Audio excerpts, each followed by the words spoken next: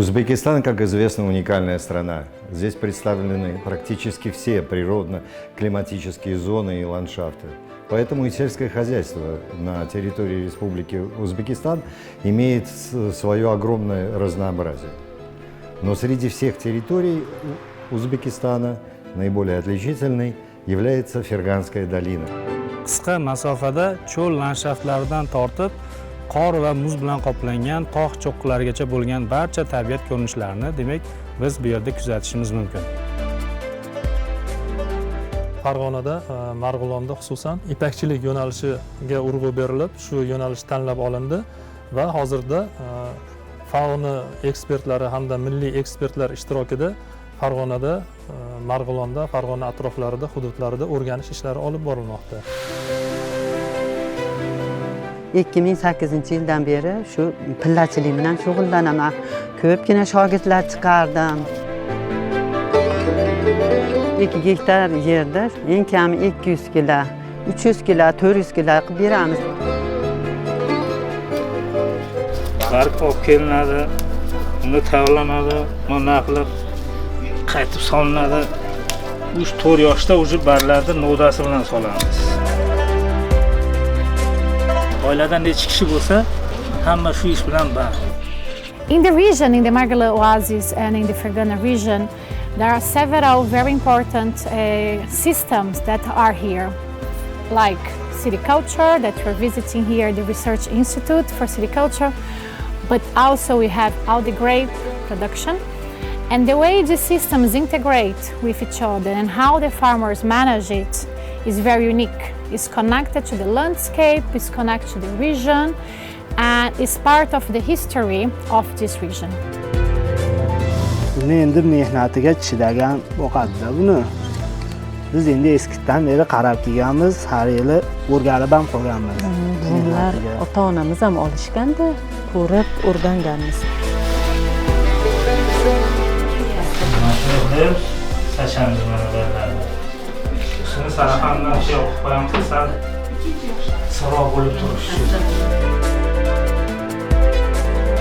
Bitta pillamiz to'yib yesa 3 kilometrga ipak beradi.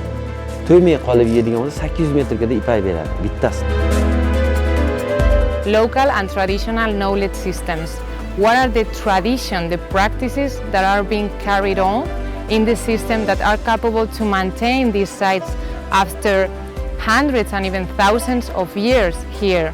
This is where we are going to analyze the tradition and we are going to analyze the resilience of these practices. Qaynagan suvda shu holatda ipak olishgan mana ko'rinyapti mana. Shu holatda olgandan so'ng birgalikda mana bunday qilib oladi. Sizga ko'rinyaptimi, aka? Mana tolada ko'pligi ko'rinyaptimi?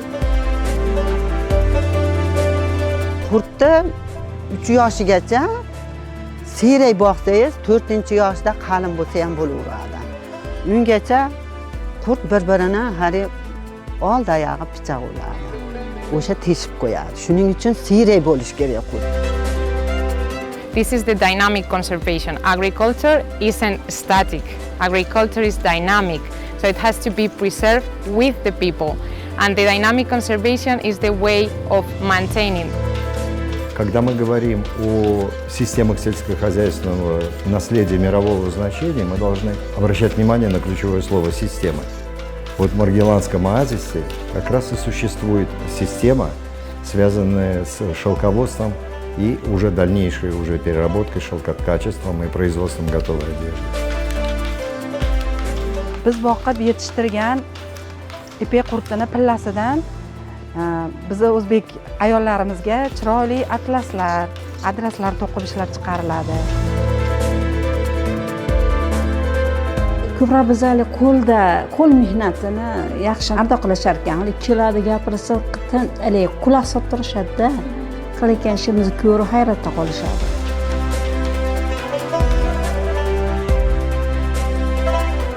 Qurt boqqan har bir insonga 8 jannatning eshigi ochiq ekan.